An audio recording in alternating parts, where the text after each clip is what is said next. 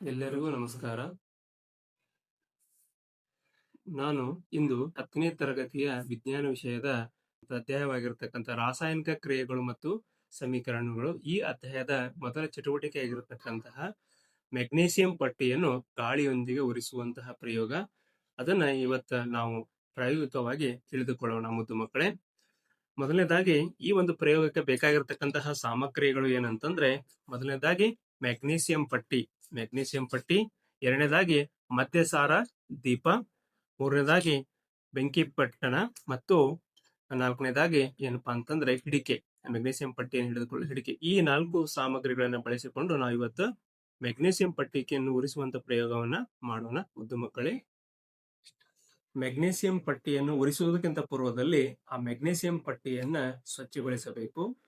ಮರಳಿನ ಕಾಗದಿಂದ ಅದನ್ನ ತಿಕ್ಕಿ ಸ್ವಚ್ಛಗೊಳಿಸಬೇಕು. ಏಕೆಂದ್ರೆ ಮೆಗ್ನೀಸಿಯಂ ಒಂದು ಕ್ರಿಯಾಶೀಲ ಲೋಹವಾಗಿದ್ದರಿಂದ ಇದು ಆಕ್ಸಿಜನ್ ನೊಂದಿಗೆ ವರ್ತಿಸಿ ಮೆಗ್ನೀಸಿಯಂ ಆಕ್ಸೈಡ್ ಅಂತಕ್ಕಂಥ ಒಂದು ಪದರನ್ನ ಅದರ ಮೇಲೆ ಮಾಡಿಕೊಂಡಿರ್ತತಿ. ಅದರ ಸಲುವಾಗಿ ಈ ಮೆಗ್ನೀಸಿಯಂ ಆಕ್ಸೈಡ್ ಅಂತಕ್ಕಂತಹ ಪದರು ಈ ಒಳಗಿರ್ತಕ್ಕಂತಹ ಮೆಗ್ನೀಸಿಯಂ ಅನ್ನ ಬೆಂಕಿಯ ಸಂಪರ್ಕಕ್ಕೆ ಬಾರದಂತೆ ತಡೆಗಟ್ಟುತ್ತದೆ. ಅದರ ಸಲುವಾಗಿ ನಾವು ಮೆಗ್ನೀಸಿಯಂ ಪಟ್ಟಿಯನ್ನ ಉರಿಸುವುದಕ್ಕಿಂತ ಪೂರ್ವದಲ್ಲಿ ಅದನ್ನ ಸ್ವಚ್ಛಗೊಳಿಸಬೇಕು. ಮೆಗ್ನೀಸಿಯಂ ಪಟ್ಟಿಯನ್ನು ಸ್ವಚ್ಛಗೊಳಿಸಿದ ನಂತರ ನಾವು ಮದ್ಯಸಾರ ದೀಪವನ್ನ ಉರಿಸಬೇಕು. ತದನಂತರ ಇಕ್ಕಳದ ಸಹಾಯದಿಂದ ನಾವು ಮೆಗ್ನೀಸಿಯಂ ಪಟ್ಟಿಯನ್ನ ಇಕ್ಕಳದ ಸಹಾಯದಿಂದ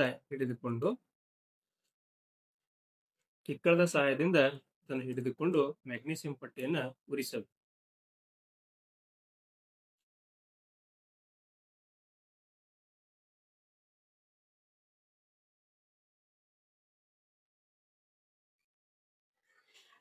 ನೋಡ್ರಿ ಮಕ್ಕಳೇ, ಈಗ ಮೆಗ್ನೀಸಿಯಂ ಪಟ್ಟಿಯು ಬಹಳ ಜೋರಾಗಿ ಬಿಳಿಯ ಜ್ವಾಲೆಯೊಂದಿಗೆ ಉರಿತಾ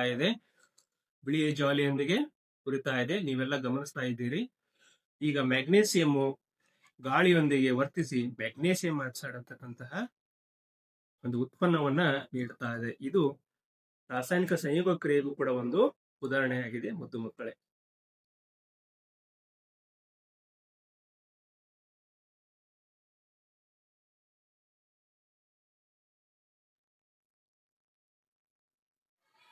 ಇಲ್ಲಿವರೆಗೆ ನೀವು ನೋಡಿದ್ರಿ, ಮೆಗ್ನೀಸಿಯಂ ಪಟ್ಟಿಯು ಗಾಳಿಯೊಂದಿಗೆ ಉರಿದು ಏನಪ್ಪಾ ಅಂದ್ರೆ ಬಿಳಿಯ ಜ್ವಾಲೆಯನ್ನು ನೀಡುವುದರ ಮೂಲಕ ಮೆಗ್ನೀಸಿಯಂ ಆಕ್ಸೈಡ್ ಅಂತಕ್ಕಂತಹ ಒಂದು ಉತ್ಪನ್ನವನ್ನ ನೀಡಿದೆ.